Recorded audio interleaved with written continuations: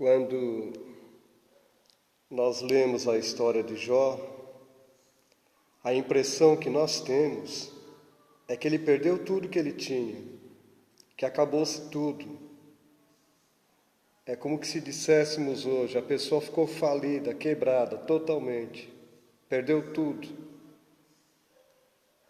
Mas eu chamo a tua atenção para o seguinte: se bem analisado, se prestarmos bem atenção, você vai perceber o seguinte: não foi bem assim não.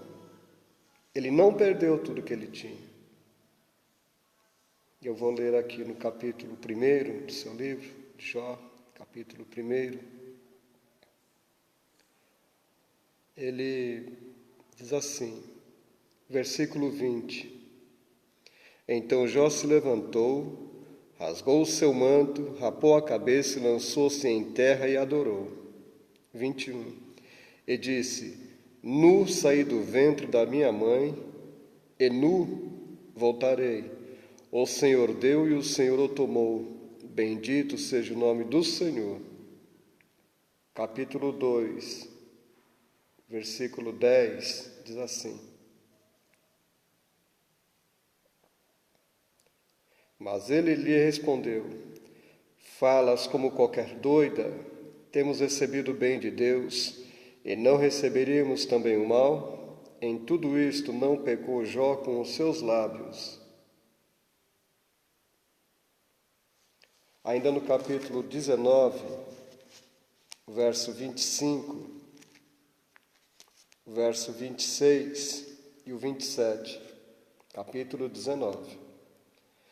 Porque eu bem sei que o meu Redentor vive, e por fim se levantará sobre a terra. Depois, revestido este meu corpo da minha pele, em minha carne verei a Deus. Vê-lo-ei por mim mesmo, os meus olhos o verão, e não outro. De saudade me desfalece o coração dentro de mim. Jó, ele não perdeu nada do que ele tinha. Ele perdeu tudo que ele tinha do lado de fora. Mas Jó não perdeu nada do lado de dentro, do que ele tinha lá do lado de dentro. Eu li aqui no versículo 20. Ele não perdeu a capacidade de adorar. Aqui já tem uma grande lição para nós. Ele não olhou para as adversidades que vieram contra ele e para a circunstância que ele já estava vivendo. Ele não olhou para o redor dele, considerando as perdas que ele teve. Ele não ficou com os olhos voltados para aquilo que ele havia perdido. Ele olhou para o céu, olhou para o alto, e ele adorou o Senhor. Ele não perdeu a capacidade de adorar a Deus. Aqui tem uma lição muito grande para nós. O que nos motiva a adorar a Deus não deve ser bens materiais, posses, propriedades, não. A capacidade de adorar a Deus que havia em Jó estava muito além dos bens terrenos. A amizade que ele tinha com Deus, o conhecimento que ele tinha de Deus, estava muito mais acima do que as posses e os bens materiais. Hoje existe às vezes uma falsa adoração, falsos adoradores que comparecem em um culto, em uma reunião ou em uma campanha apenas com o propósito de querer chamar a atenção de Deus para mostrar que ele está fazendo ali um serviço religioso, às vezes até como igrejeiro, que frequenta apenas os cultos de campanha, querendo buscar algo de Deus, então ele se põe como um pseudo-adorador. Mas o adorador verdadeiro, aqui está o exemplo de Jó. Ele não perdeu essa capacidade de adorar porque a adoração dele não se baseava nas posses que ele tinha, na alegria que isto gerava para ele, o contentamento, o prazer que ele tinha nos bens que ele conseguia. A Bíblia diz que ele era o homem mais rico do Oriente naquela época. Ele era o homem mais rico naquela época.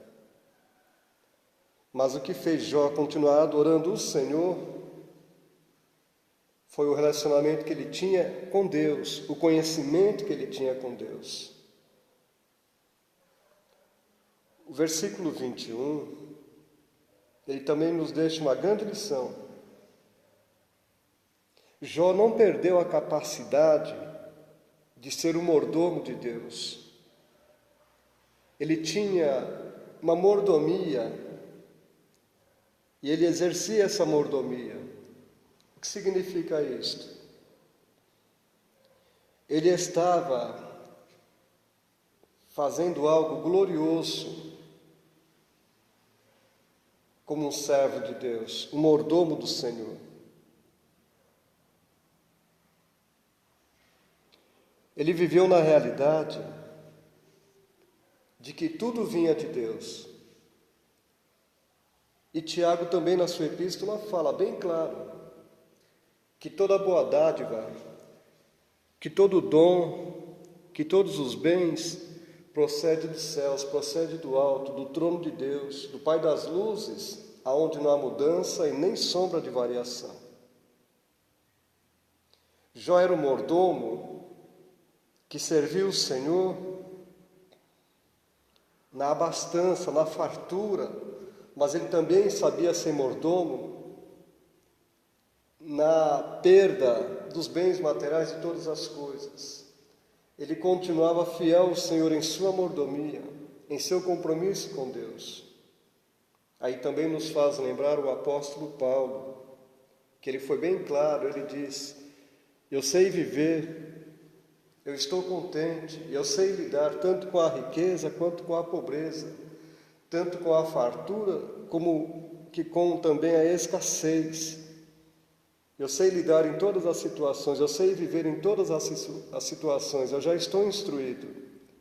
E Jó, então, também vivia na capacidade de ser um mordomo de Deus, independente das circunstâncias que ele vivia, independente do que estava acontecendo em sua vida, independente da situação que ele passava. Ele não olhava para estas coisas, ele continuava fiel ao Senhor na sua mordomia. No capítulo 2, eu li ainda aqui no verso 9, no verso 10. Jó não perdeu a capacidade de discernir as vozes ao seu redor, com o objetivo de fazer ele blasfemar contra Deus. Isso é muito importante. Jó continuava sabendo discernir as vozes que estavam ao seu redor.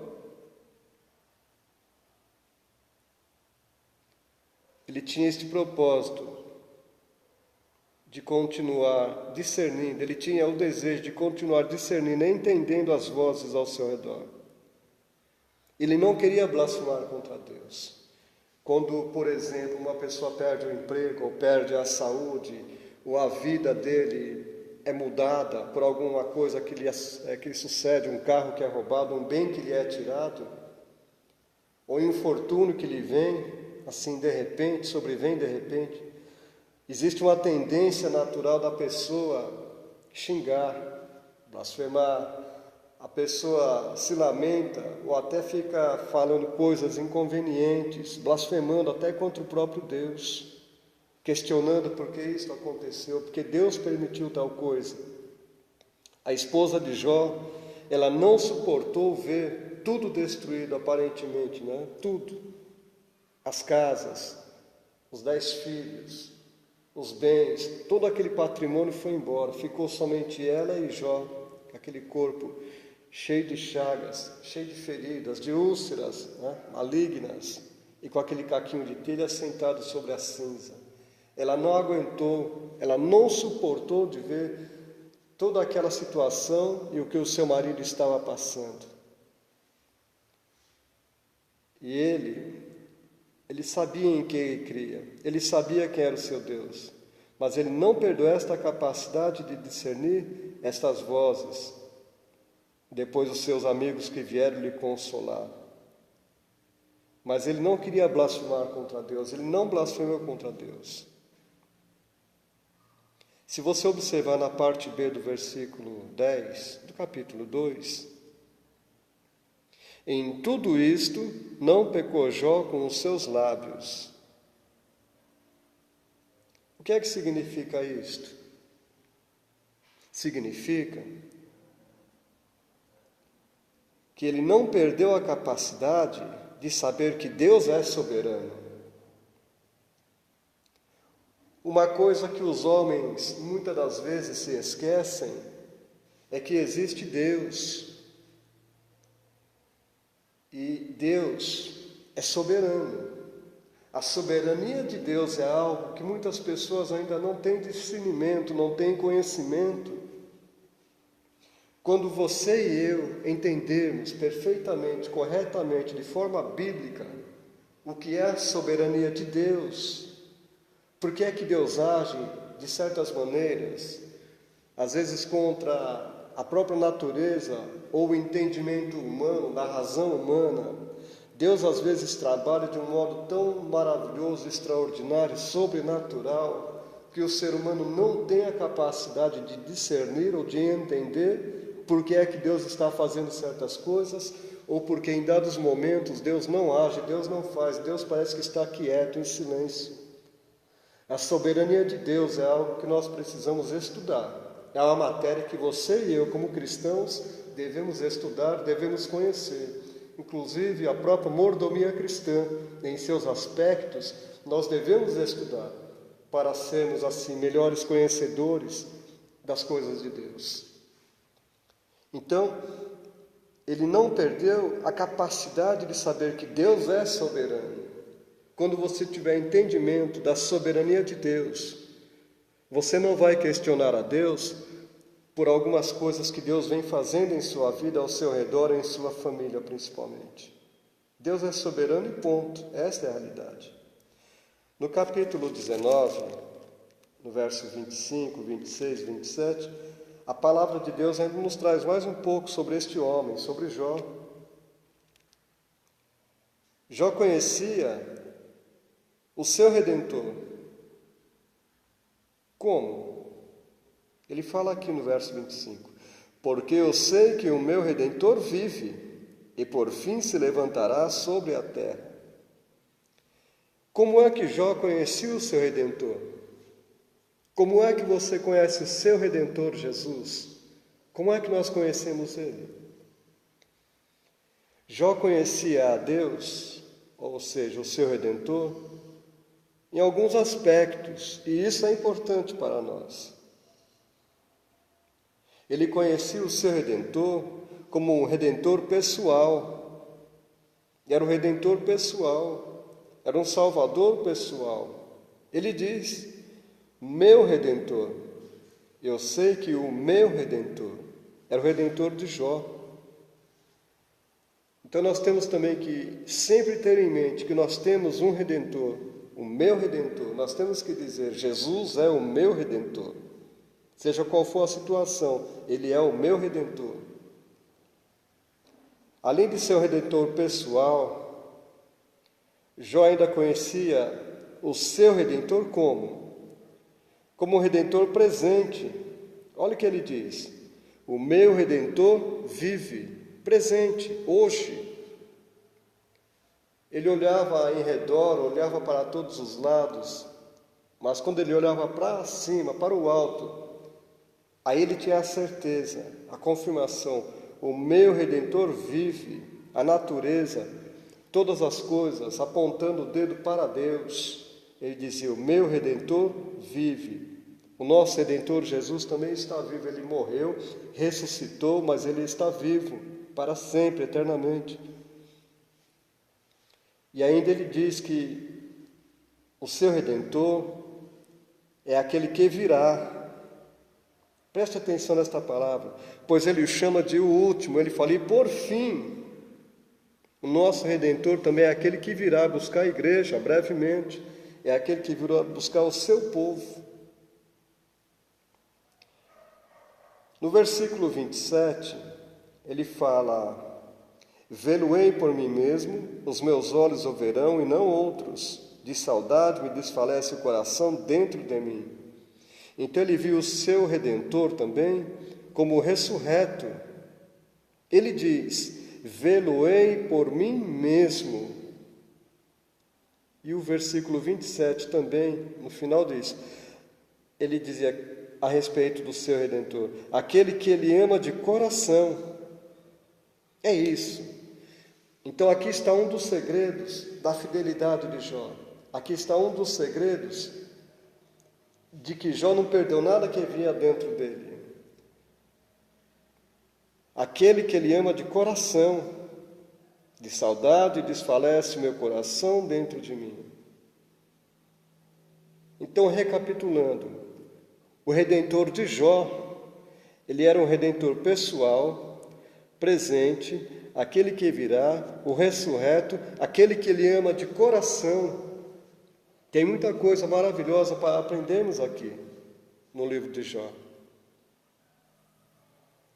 Se você ler o livro de Jó com atenção, se você pegar um lápis, uma caneta ou um marca-texto, e você começar lá no capítulo 1, tenta fazer isso, você vai ver que bom. Você vai encontrar cerca de 30 vezes a palavra Todo-Poderoso. Jó, ele conhecia o seu Deus, o seu Senhor também como o Todo-Poderoso. O mesmo Todo-Poderoso que se revelou a Abraão. Leia, por exemplo, o capítulo 12 de Gênesis, o capítulo 15 de Gênesis, o capítulo 17 de Gênesis, verso 1. O Senhor se apresentou a Abraão e disse: Abraão, eu sou El Shaddai. Abraão olhou assim: El Shaddai? E nós sabemos que a palavra El Shaddai significa Todo-Poderoso. Mas traduzindo literalmente para o português, El Shaddai significa o Deus que é mais do que suficiente. Era este Deus Todo-Poderoso, mais do que suficiente, que era o Senhor de Jó, ao qual Jó era mordomo deste Senhor. Então nós precisamos compreender também a respeito deste Deus que é todo-poderoso